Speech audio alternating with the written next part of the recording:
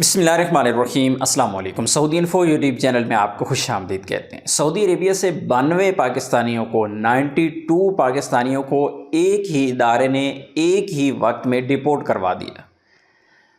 गलत बंदे पाकिस्तान से पहुँचे और 1 साल काम करने के बाद जब गलती साबित हुई तो उसी इदारे ने रिपोर्ट किया अपनी सऊदी गवर्नमेंट को और 92 बंदों को इकट्ठा ही डिपोर्ट कर दिया, जॉब से फारिग कर दिया। और अभी पाकिस्तान में इंक्वायरी कमेटी बन गई है, अभी इंक्वायरी हो रही है। जिस एजेंसी ने, जिस ट्रैवल एजेंट ने भिजवाए थे बंदे साहू मैन पावर के नाम से, उसको भी ब्लैक लिस्ट कर दिया गया है, उसकी सिक्योरिटी को जब्त कर दिया गया है। उनके ख़िलाफ़ एक इंक्वायरी कमेटी कायम की गई है। इंक्वायरी कमेटी अब क्या काम करेगी अभी तो वक्त ही बताएगा, लेकिन पाकिस्तानियों के लिए और स्पेशल ओवरसीज़ पाकिस्तानियों के लिए अभी क्या होगा, अल्लाह ना करे कि जो हालात पहले दुबई में थे, दुबई ने पाकिस्तानियों के लिए वीज़े बहुत अरसा तक बंद रखे, विज़िट वीज़े बंद रखे, वर्क वीज़ा बंद रखे, फिर कुछ एरियाज़ के स्पेसिफ़िक मुख्तलिफ़ एरियाज़ के बंद रखे, मुख्तलिफ़ एरियाज़ के लगते रहे। फिर इस वक्त अल्हम्दुलिल्लाह काम कुछ बेहतर है दुबई का कि वीज़े लग रहे हैं। लेकिन एक ख़बर जो पिछले चंद दिनों से गर्दिश कर रही है कि दोबारा वीज़े बंद हो रहे हैं दुबई के, अल्लाह ना करे ऐसा हो।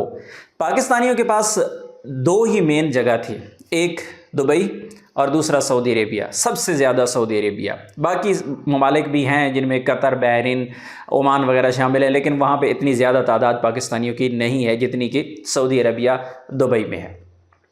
तो वाक़या क्या हुआ, वाक़या कुछ यूँ हुआ कि ये जो नर्सेज़ हैं, एक हॉस्पिटल ने सऊदी अरेबिया से हायर की हैं पाकिस्तान से सऊदी अरेबिया के लिए, और जिस मैन पावर को, जिस एजेंसी को ये एक टास्क दिया गया कि हमें हायर करके दें, आप हमें ये स्टाफ हमें दें, उनको वीज़े दिए गए, तो उन्होंने जो नर्सेज़ दी हैं वो गलत सर्टिफिकेट्स, गलत डिप्लोमे, 2 नंबर सर्टिफिकेट्स, 2 नंबर डिप्लोमे, 2 नंबर डॉक्यूमेंट बना के उनको ऐसा जैसे मेकअप करवा के सऊदी अरेबिया को दे दिया गया कि ये स्टाफ जो है हमारा ट्रेंड स्टाफ है, पढ़ा लिखा स्टाफ है, सर्टिफाइड स्टाफ है। लेकिन 1 साल बाद कट्टा खुल गया और उनको पता नहीं कैसे पता चला कि 1 से लेकर उन्होंने 92 लोगों की इंक्वायरी की तो पता चला कि सब के सभी 2 नंबर डॉक्यूमेंट पे हैं।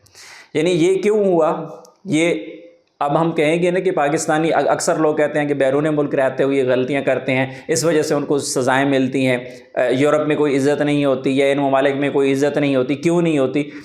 चलो एक आम पाकिस्तानी तो ये काम कर सकता है, लेकिन हुकूमती साए के नीचे अगर ऐसे काम हों तो फिर बाहर के ममालिक कैसे उन पर ट्रस्ट करेंगे। यानी एक ऐसी कंपनी ने जो हुकूमत की तरफ से सर्टिफाइड है, जो हुकूमत की तरफ से लाइसेंस याफ्ता है, उसने ये काम कर दिखाया है, तो बाहर के ममालिक कभी भी एजेंसी का नाम नहीं लेंगे बल्कि वो पाकिस्तान का नाम लेंगे कि पाकिस्तान की तरफ से ये लोग आए थे और 2 नंबरी की गई है। और इंक्वायरी कमेटी आपको पता है कैसे काम करती है। जैसे भुट्टो की इंक्वायरी कमेटी बनी थी, भुट्टो को दहाइयाँ हो गई हैं, फांसी लगी हुई है, और अभी इसी साल ही के पिछले 2023 में भुट्टो को इंसाफ मिल गया और अदालतों ने बरी करार दिया भुट्टो को, और मुशर्रफ को उसकी मौत के बाद फांसी की सज़ा सुना दी गई। तो ये होती हैं इंक्वायरी कमेटियाँ। अब देखते हैं कि इंक्वायरी कमेटियाँ क्या करते हैं। लेकिन एक पाकिस्तानियों के लिए एक बहुत ही शर्मनाक और अफसोसनाक ख़बर है कि अल्लाह ना करे कि दुबई तर्ज पे कोई पाबंदी पाकिस्तान पे भी लगे, क्योंकि सऊदी गवर्नमेंट को इन चीज़ों का पता है। वो हमेशा कोशिश करते हैं, कोई ना कोई नया तरीका अपनाते हैं कि जिसमें उनको ट्रेंड स्टाफ मिले या बेहतर स्टाफ। जिस तरह नेवटेक का एक सिस्टम दिया गया कि जो भी पाकिस्तान से सफ़र करेगा, पाकिस्तान से जो सऊदी अताशी हैं वो भी साथ होंगे, और जो लाइसेंस याफ्ता कंपनियां हैं या फिर नेवटेक का इदारा है तो वो बाकायदा टेस्ट लेंगे। टेस्ट पास करने के बाद एक बंदा सऊदी अरेबिया पहुंचेगा तो फिर वो एक सर्टिफाइड बंदा होगा, एक ऐसा बंदा होगा जो सऊदी अरेबिया को ये साबित कर चुका होगा कि वाकई वो हुनरमंद बंदा है। लेकिन आप सेहत के साथ जब खेल रहे हैं, जब आप लोगों की ज़िंदगियों के साथ खेल रहे हैं, तो बाकी तो मेरा ख्याल है कि कोई चीज़ बाकी पीछे बचती ही नहीं है।